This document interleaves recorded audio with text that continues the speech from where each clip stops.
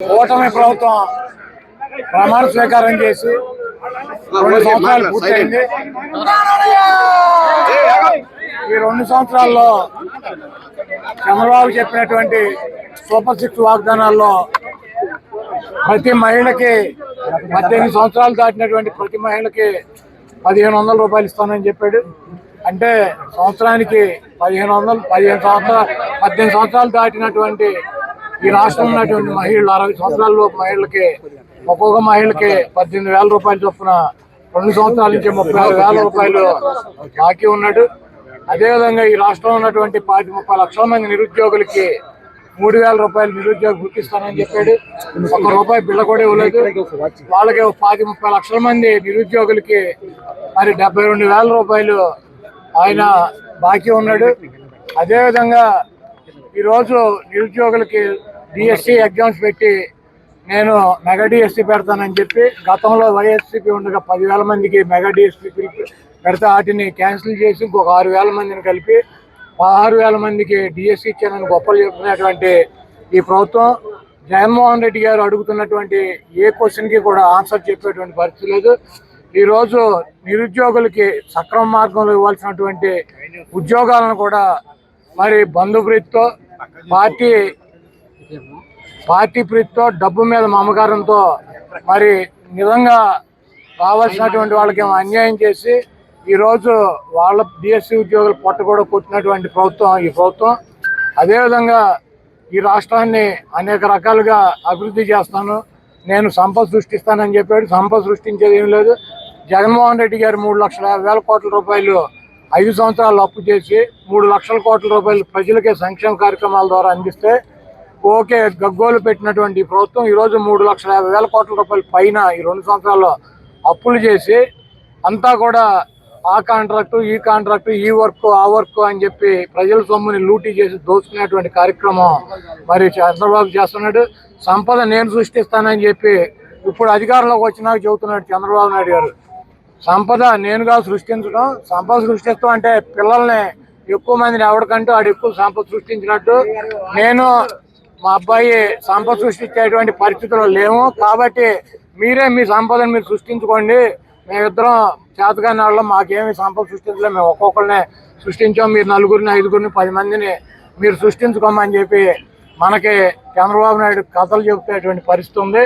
అదేవిధంగా జగన్మోహన్ రెడ్డి గారిని మా పార్టీని గొడ్డల పార్టీ అని చెప్పి చంద్రబాబు, లోకేష్, తెలుగుదేశం పార్టీలో ఉన్నటువంటి ప్రతి వాళ్ళతోనూ ఆయన ఎల్లో మీడియాతో మాట్లాడిస్తున్నాడు. అవును, జగన్మోహన్ రెడ్డి గారు ఆయన పార్టీ డెఫినెట్గా తెలుగుదేశం పార్టీ గొడ్డల పార్టీ లాగానే కనపడుతుంది. అది గొడ్డలు మామూలు గొడ్డలు కాదు, పరశురాముడి గొడ్డలే. గతంలో మనం చూసాం చరిత్ర. గొడ్డలు ఎవరి దగ్గర ఉండేది? శివుడి దగ్గర ఉండేది. శివుడి చేతులు ఇప్పుడు కూడా ఉంటుంది. ప్రతి మనం శివుడికి పూజ చేసే వాళ్ళకి తెలుస్తుంది. శివుడి చేతిలో ఒక చేతిలో గొడ్డలు ఉంటుంది, 2 దుర్గామాత చేతిలో గొడ్డలు ఉంటుంది, 3 విఘ్నేశ్వరుడి చేతిలో గొడ్డలు ఉంటుంది. ఆ గొడ్డల్ని తపస్సు చేస్తే పరశురాముడికి ఇచ్చారు. ఆ పరశురాముడు ఆ గొడ్డలతో ఆ రోజు ఉన్నటువంటి రాజుల్ని చంద్రబాబు లాగా మదం ఎక్కి ఒళ్ళు బలిసి ప్రజలను హింసించేటువంటి రాజుల్ని తెగనరికాడు. 21 సార్లు భూమి చుట్టూ తిరిగి పరశురాముడు. ఈ రోజు 29లో చంద్రబాబు నాయుడు తుప్పు గొడ్డలు మాకు అవసరంలా. ఈ రోజు చంద్రబాబు నాయుడు గొడ్డలతో సంబంధం లేకుండా ఈ రాష్ట్ర ప్రజలు 2029లో పరశురాముడి గొడ్డలు జగన్మోహన్ రెడ్డి గారికి అందించబోతున్నారు. మీరు ఒకటి గుర్తుపెట్టుకోండి, ఆ గొడ్డలతో మీ పార్టీని, మీ అవినీతి సామ్రాజ్యాన్ని, మీ రాజకీయ జీవితాలని తెగనరికి భూమిలో పరశురాముడిలాగా పాతి పెడతాడు. డెఫినెట్గా జగన్మోహన్ రెడ్డి గారిది గొడ్డల పార్టీ లాగా, జగన్మోహన్ రెడ్డి గారి త్రిశూలం లాగా మీకు కనపడతాడు. దాంట్లో తప్పులేదు. మీ కర్మ, మీరు చేసినటువంటి పాపాలకి, మీరు చేస్తున్నటువంటి అబద్ధాలకి, మీరు చేస్తున్నటువంటి 420 కార్యక్రమాలకి డెఫినెట్గా జగన్మోహన్ రెడ్డి గారు మీ గొడ్డల్లా కనపడటంలో మీకు, మీ పార్టీకి, మీ అభిమానులకి, మీ మీడియాకి తప్పులేదు. అది పరశురాముడి గొడ్డలు. తప్పకుండా ఆ పరశురాముడి గొడ్డలి 2029లో ప్రజలు జగన్మోహన్ రెడ్డి గారు చేతికిస్తారు. ఆ ప్రజలు ఇచ్చినటువంటి గొడ్డలతో మీ అవినీతి సామ్రాజ్యాన్ని పోకటి వేలతో సహా పగలిస్తారు. కూటమి ప్రభుత్వం ప్రమాణ స్వీకారం చేసి 2 సంవత్సరాలు పూర్తయింది. ఈ 2 సంవత్సరాల్లో చంద్రబాబు చెప్పినటువంటి సూపర్ 6 వాగ్దానాల్లో ప్రతి మహిళకి 18 సంవత్సరాలు దాటినటువంటి ప్రతి మహిళకి 1500 రూపాయలు ఇస్తానని చెప్పాడు. అంటే సంవత్సరానికి 18 సంవత్సరాలు దాటినటువంటి ఈ రాష్ట్రం ఉన్నటువంటి మహిళలు 60 సంవత్సరాలలోపు మహిళలకి ఒక్కొక్క మహిళకి 18,000 రూపాయలు చొప్పున 2 సంవత్సరాల నుంచి 36,000 రూపాయలు బాకీ ఉన్నాడు. అదేవిధంగా ఈ రాష్ట్రంలో ఉన్నటువంటి 30 లక్షల మంది నిరుద్యోగులకి 3,000 రూపాయలు నిరుద్యోగ గుర్తిస్తానని చెప్పాడు. ₹1 బిళ్ళ కూడా ఇవ్వలేదు. వాళ్ళకి 30 లక్షల మంది నిరుద్యోగులకి మరి 72,000 రూపాయలు ఆయన బాకీ ఉన్నాడు. అదేవిధంగా ఈరోజు నిరుద్యోగులకి డిఎస్సి ఎగ్జామ్స్ పెట్టి నేను మెగా డిఎస్సి పెడతానని చెప్పి గతంలో వైఎస్సీపీ ఉండగా 10,000 మందికి మెగా డిఎస్సి పెడితే వాటిని క్యాన్సిల్ చేసి ఇంకొక 6,000 మందిని కలిపి 16,000 మందికి డిఎస్సి ఇచ్చానని గొప్పలు చెప్తున్నటువంటి ఈ ప్రభుత్వం జగన్మోహన్ రెడ్డి గారు అడుగుతున్నటువంటి ఏ క్వశ్చన్కి కూడా ఆన్సర్ చెప్పేటువంటి పరిస్థితి లేదు. ఈరోజు నిరుద్యోగులకి సక్రమ మార్గంలో ఇవ్వాల్సినటువంటి ఉద్యోగాలను కూడా మరి బంధుప్రీతితో పార్టీ ప్రీతితో డబ్బు మీద మమకారంతో మరి నిజంగా కావాల్సినటువంటి వాళ్ళకి అన్యాయం చేసి ఈరోజు వాళ్ళ డిఎస్సి ఉద్యోగులు పొట్ట కూడా కొట్టినటువంటి ప్రభుత్వం ఈ ప్రభుత్వం. అదేవిధంగా ఈ రాష్ట్రాన్ని అనేక రకాలుగా అభివృద్ధి చేస్తాను, నేను సంపద సృష్టిస్తానని చెప్పాడు. సంపద సృష్టించేది ఏం లేదు. జగన్మోహన్ రెడ్డి గారు 3,50,000 కోట్ల రూపాయలు 5 సంవత్సరాలు అప్పు చేసి 3 లక్షల కోట్ల రూపాయలు ప్రజలకే సంక్షేమ కార్యక్రమాల ద్వారా అందిస్తే ఓకే గగ్గోలు పెట్టినటువంటి ప్రభుత్వం ఈరోజు 3,50,000 కోట్ల రూపాయల పైన ఈ 2 సంవత్సరాల్లో అప్పులు చేసి అంతా కూడా ఆ కాంట్రాక్టు ఈ కాంట్రాక్టు ఈ వర్క్ ఆ వర్క్ అని చెప్పి ప్రజల సొమ్ముని లూటీ చేసి దోచుకునేటువంటి కార్యక్రమం మరి చంద్రబాబు చేస్తున్నాడు.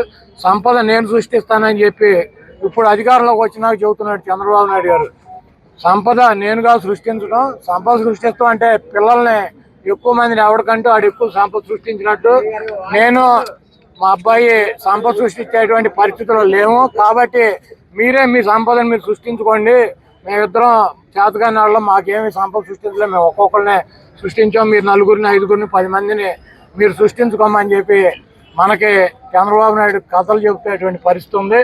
అదేవిధంగా జగన్మోహన్ రెడ్డి గారిని మా పార్టీని గొడ్డల పార్టీ అని చెప్పి చంద్రబాబు, లోకేష్, తెలుగుదేశం పార్టీలో ఉన్నటువంటి ప్రతి వాళ్ళతోనూ ఆయన ఎల్లో మీడియాతో మాట్లాడిస్తున్నాడు.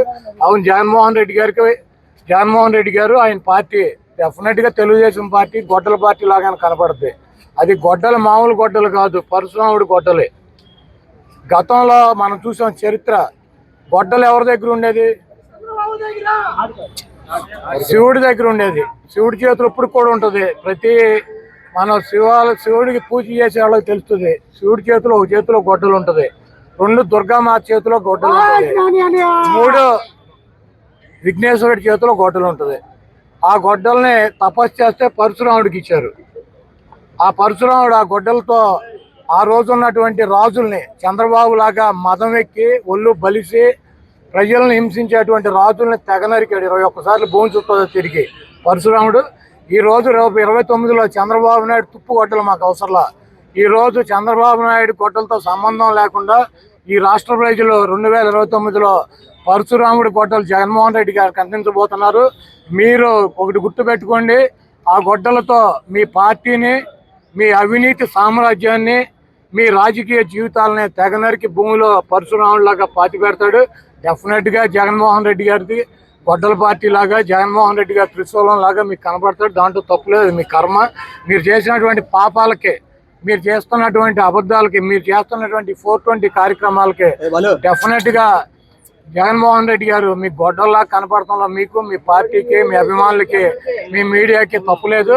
అది పరశురాముడి గొడ్డలు. తప్పకుండా ఆ పరశురాముడి గొడ్డలి 2029లో ప్రజలు జగన్మోహన్ రెడ్డి గారు చేతికిస్తారు.